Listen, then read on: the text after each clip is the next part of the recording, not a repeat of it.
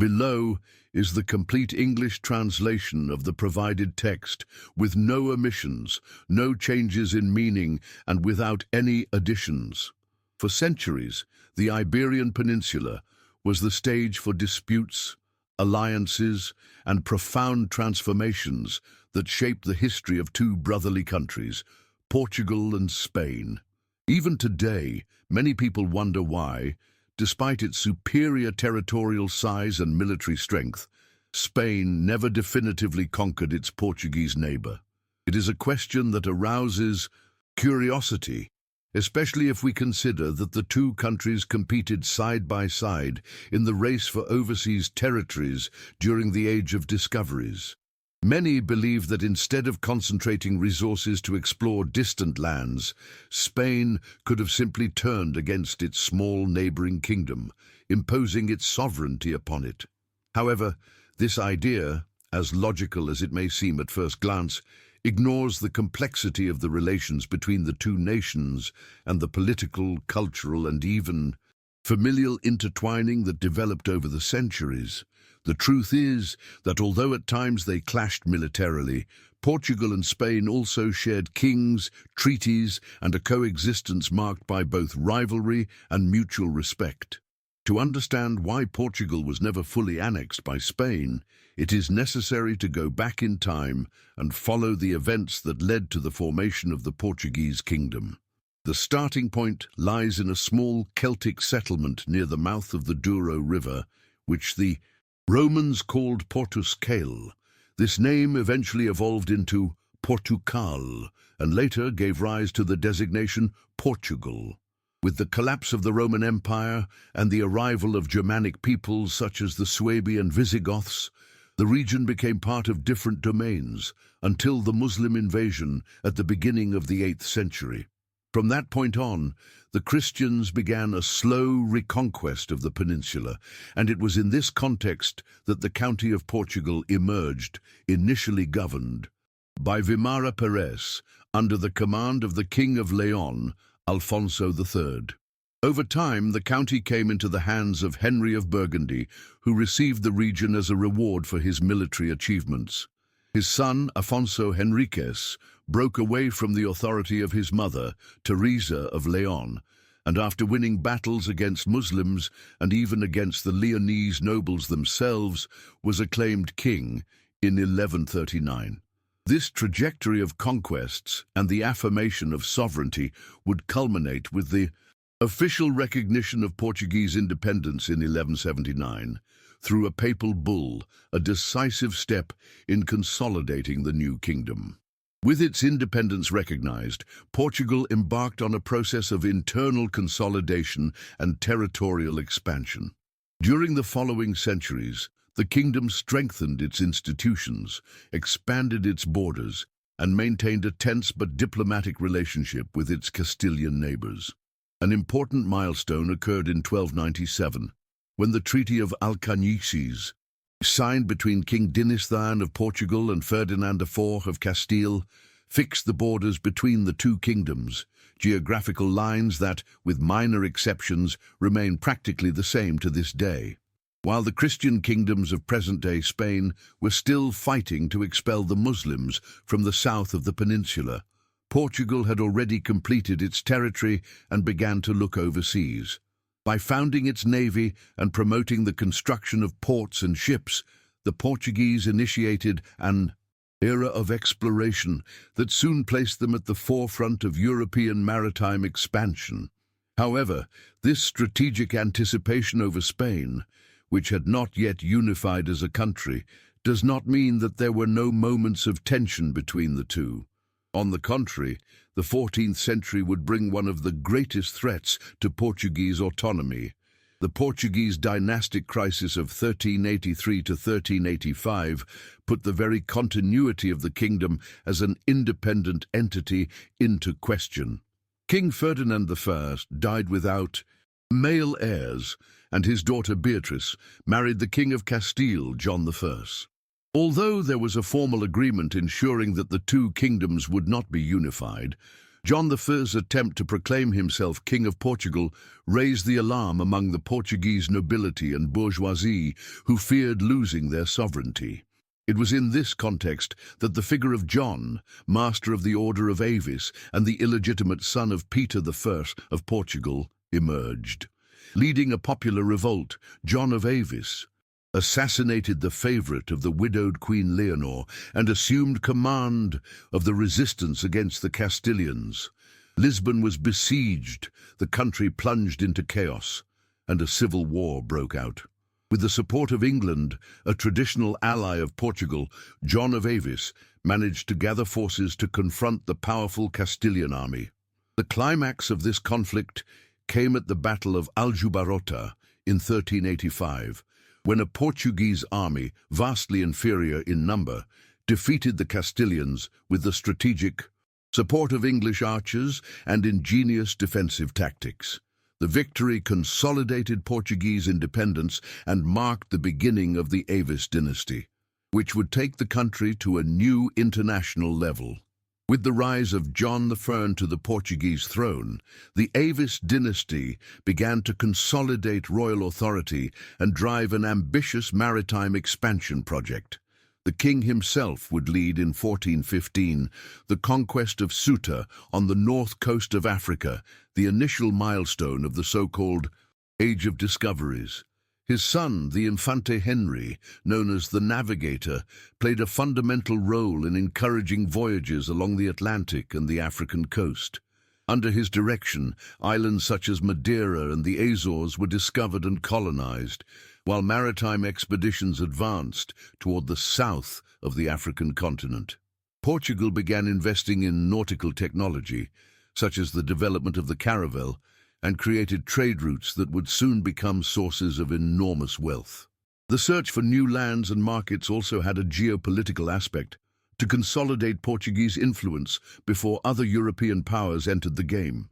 Meanwhile, the kingdoms of Castile and Aragon were still fighting against the Moors, and only later, with the union of the Catholic monarchs and the conquest of Granada in 1492, would Spain begin to assert itself as a unified power. When the Spaniards began crossing the Atlantic, the Portuguese had already accumulated decades of experience, contacts and strategic points in Africa and on the ocean. Despite this, the discovery of the so-called New World by Christopher Columbus, sailing in the service of the Catholic monarchs, represented a turnaround. Portugal, which until then held a leadership in the field of exploration, found itself facing a new reality. Unknown, rich, and potentially infinite territories were being claimed by Castile. To avoid an open conflict between the two Iberian powers, both kingdoms turned to Pope Alexander VI, who divided the new lands by means of a bull. However, the Treaty of Tordesillas, signed in 1494, redefined this dividing line, guaranteeing Portugal the lands that today correspond to Brazil. This agreement was essential to maintain peace between the kingdoms, avoiding a war that could have drastically changed the course of history. The existence of treaties such as this reinforces the idea that, even with frictions and disputes, Portugal and Spain preferred to resolve their interests through diplomatic channels. For a good part of the 15th and 16th centuries, the two countries maintained tense but functional relations, each focused on their respective zones of exploration and domination. Portugal concentrated on Africa and Asia, establishing trade routes all the way to India and Japan, while Spain expanded its empire throughout the Americas. However, the relative stability between the two kingdoms began to wear thin at the end of the 16th century, when Portugal entered a deep succession crisis. In 1578, King Sebastian died at the Battle of Alcarca-Quibir in North Africa, leaving no heirs. His successor was Cardinal Henry, already elderly and also without children, which left the throne vulnerable to disputes. Among the various claimants was the Spanish King Philip II, who had strong dynastic ties with the Portuguese monarchy, being the son of Isabella of Portugal. Taking advantage of Portuguese political fragility and with the support of Pope Gregory XIII, Philip II launched a military offensive in 1580, led by the experienced Duke of Alba. Although there was resistance, especially by Dom Antonio, Prior of Crato, the Spanish forces, more organized and well-armed, won the Battle of Alcantara and occupied Portuguese territory. Philip II was proclaimed King of Portugal the following year, but with a decisive condition. He had to respect the legal and administrative autonomy of the Portuguese kingdom. Thus was born the Iberian Union, a dual monarchy in which Portugal maintained its own courts, currency, laws, and even its colonial empire, although subordinate to the same crown. Although it was not a military conquest in the classical sense, the Iberian Union left deep marks. During the 60 years in which Portugal was under the rule of the Philippine dynasty, many tensions accumulated. The historical alliance between Portugal and England was broken, and the Portuguese Empire became a target for Spain's enemies, especially the Dutch and the English, who took advantage of the context to attack and seize Portuguese colonies in Africa, Asia, and the Americas. Moreover, the centralization of power in Madrid and the tendency of the Spanish administration to favor Castilian interests fueled discontent among Portuguese nobles and merchants. The situation reached its limit in 1640, when the Portuguese nobility took advantage of the political instability in Spain, caused by the Catalan revolt, to initiate the restoration of independence. With the support of the population and military help from England and France, John IV of the House of Braganza was proclaimed King of Portugal. This was followed by a war of almost 3 decades against Spain, which ended only in 1668 with the Treaty of Lisbon, in which the Spanish King Charles II recognized Portuguese sovereignty. The attempt at definitive unification had failed, and Portugal resumed its path as an independent nation. From the 18th century onward, new tensions between the two countries arose, but always within a broader context of alliances and international conflicts. A significant example occurred during the 7 Years' War between 1756 and 1763. When England declared war on Spain, Portugal, a traditional ally of the British, refused to break its alliance and was pressured by France and Spain to allow the occupation of its ports. The Portuguese refusal led to the declaration of war, and Spanish and French troops invaded the country in 1762. Portugal, still recovering from the devastating 1755 Lisbon earthquake and amid a severe economic crisis, seemed defenseless. Its army was poorly equipped, and its soldiers, in many cases, did not even receive a salary. Still, with the strategic support of England and the stubborn resistance of the rural Portuguese population, the invading forces were repelled on all fronts. The civil resistance, scorched earth tactics, and the knowledge of the terrain compensated for the numerical and resource inferiority. The conflict ended without significant territorial changes, but reaffirmed Portuguese resilience and its willingness to defend its own sovereignty, even in the face of powerful external threats. 40 years later, in 1801, the paths of Portugal and Spain would cross once again in a new episode of confrontation, this time under the shadow of Napoleon Bonaparte. At that time, the French leader demanded that Portugal break its ties with England and close its ports to British ships. With the Portuguese refusal, France pressured Spain to act. The then Spanish Valido Manuel Godoy, an ally of Napoleon, led the so-called War of the Oranges, a swift and symbolic offensive against the Alentejo, a region in the south-central part of Portugal. In a few weeks, Spanish troops occupied several localities, including Olivenza, which remains under Spanish control to this day, fueling diplomatic disputes. Although the offensive was brief and relatively contained, it symbolized yet another attempt to subdue Portugal by force, even if this time motivated by external pressures. Peace was quickly restored with the Treaty of Badajoz, But Portuguese fragile independence would be put to the test again a few years later, when Napoleon would order the complete invasion of the country. This period, known as the Napoleonic invasions, would mark one of the most difficult chapters in Portuguese history, but also reaffirm once again the determination of the Lusitanian people to maintain their national identity. The Napoleonic invasions, which began in 1807, brought profound consequences not only for Portugal, but for the entire Iberian Peninsula. Napoleon's strategy included militarily occupying Portugal and using its territory as a base to economically isolate England, his great rival. The French maneuver, however, turned into a prolonged disaster. French troops, led by Junot, crossed the border with initial support from Spain, but soon the situation spiraled out of control.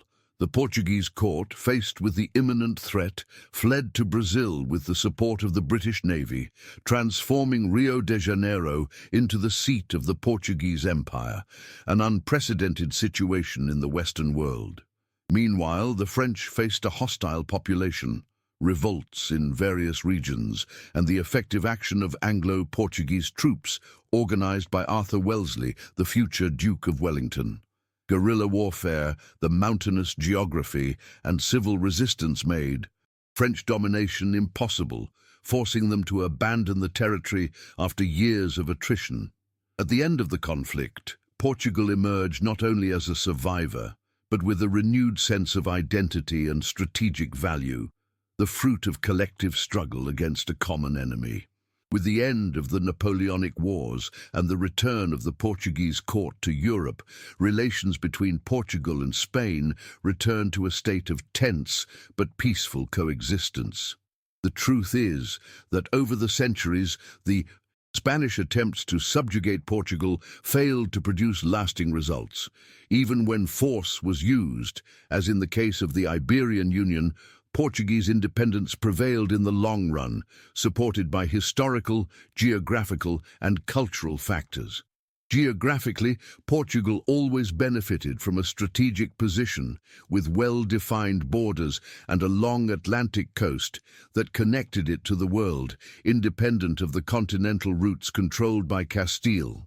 Historically, the early formation of the Portuguese state, its solid administrative structure, and the development of a commercial elite with its own interests helped consolidate a distinct sense of national identity.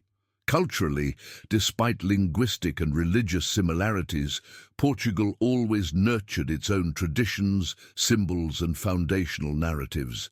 These elements were decisive in sustaining the idea of a nation in the face of external threats. Instead of being absorbed by a larger empire, Portugal knew how to defend its uniqueness and project it overseas, building one of the longest-lasting empires in European history. The relationship between Portugal and Spain, therefore, cannot be summed up by a simple question of conquest or submission. It is a history marked by complex intertwinings, where power oscillated between cooperation and antagonism, but always within a balance that prevented one part from annihilating the other. The Spanish monarchy itself, during the period of the Iberian Union, knew that maintaining power in Portugal would only be possible with respect for its local structures and identities. This perception reveals a tacit acknowledgement of the political and symbolic strength of the Portuguese people. Even though it had superior military power, Spain never managed to erase the idea of Portugal as a sovereign nation. On the contrary, each attempt at domination resulted in internal resistance, popular mobilization, and often external support, especially from England. The Treaty of Windsor, signed in 1386, which formalized the alliance between the Portuguese and the English, remains in force to this day and is considered the oldest active diplomatic treaty in the world. It served as a vital protection network for Portugal at decisive moments, acting as a counterbalance to Spanish power and ensuring a powerful ally during times of threat. Even in the most critical phases, such as during the Iberian Union or the French invasions, Portugal demonstrated an impressive Capacity for reconstruction and resilience.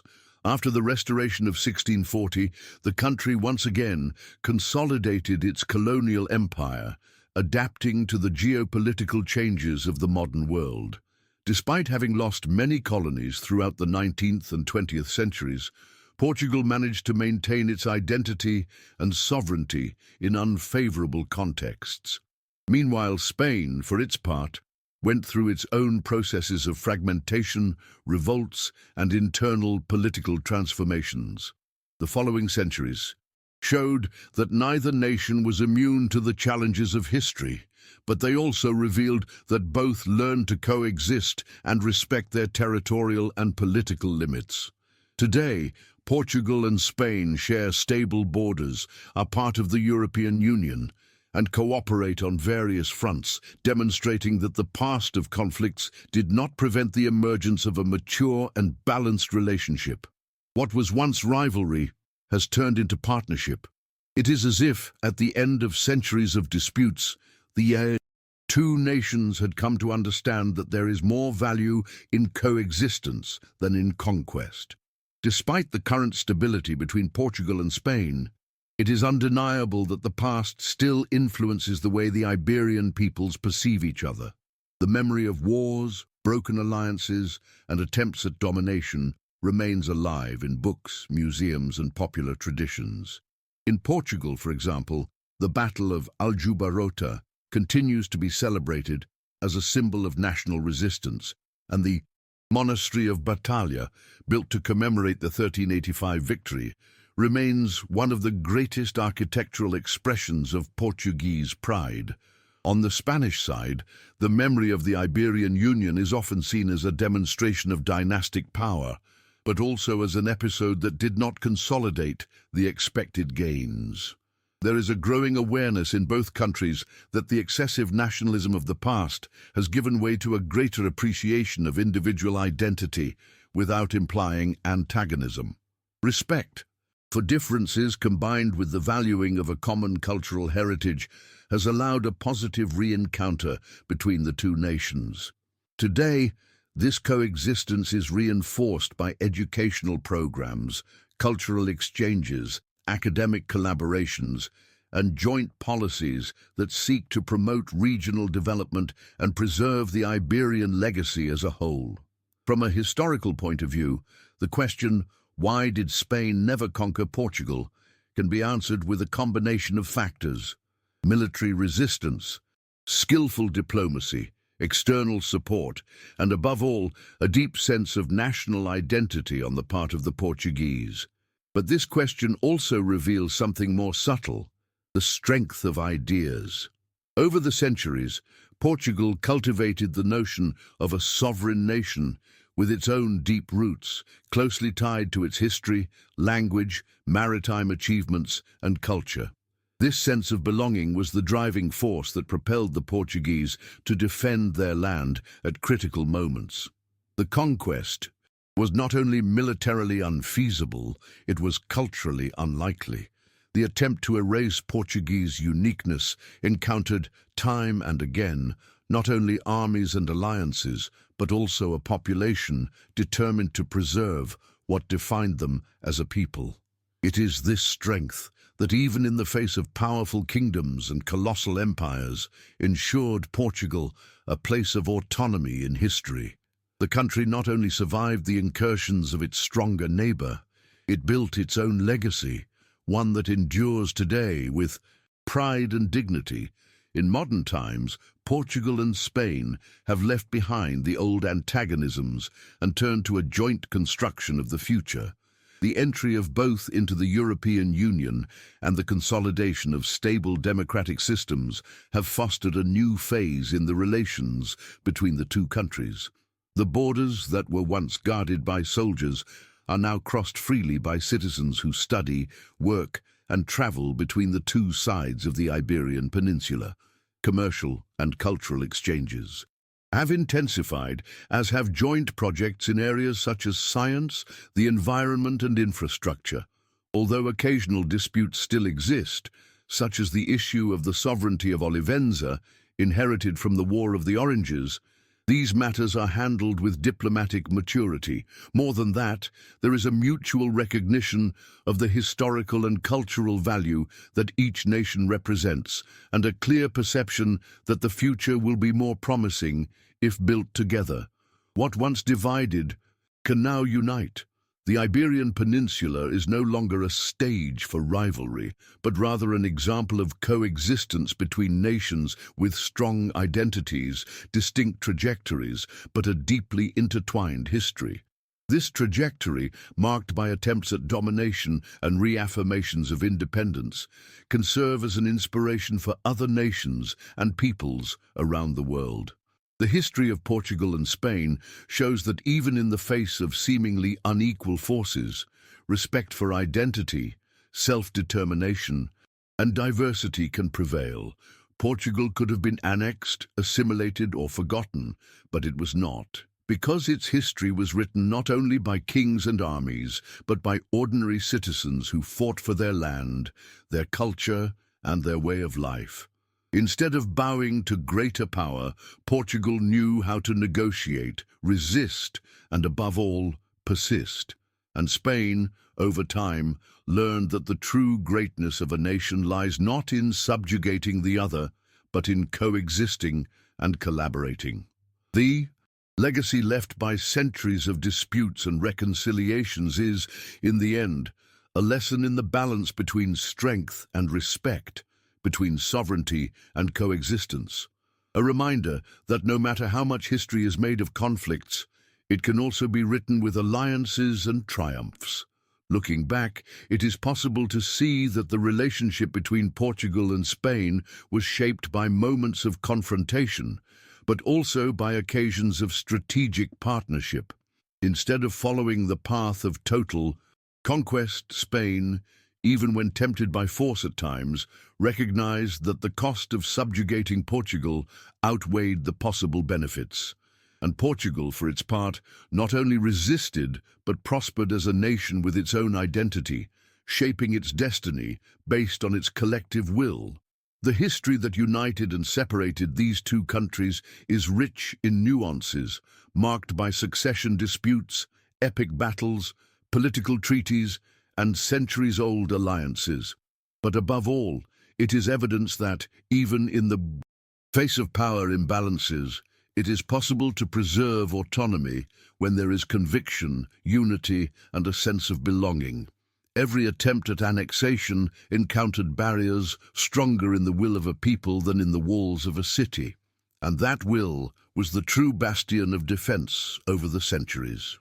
Today, Portugal remains an example of historical resilience. It faced empires, resisted invasions, survived natural disasters and political crises, and yet preserved its culture, its language, its sovereignty. Its trajectory shows that the strength of a nation is not found only in its armies or its wealth, but in the ability of its people to remain true to their roots and to fight for their freedom. Alongside Spain, it transformed an old rivalry into a healthy coexistence based on mutual respect and cooperation. And if today the Iberian flags wave side by side in international forums, it is because both have understood that the true conquest does not lie in dominating the other, but in building together a path of peace, progress, and mutual recognition. Portugal was never totally conquered by Spain, and perhaps this fact is not just a detail of history, but a reflection of the strength of an identity that has never accepted being erased.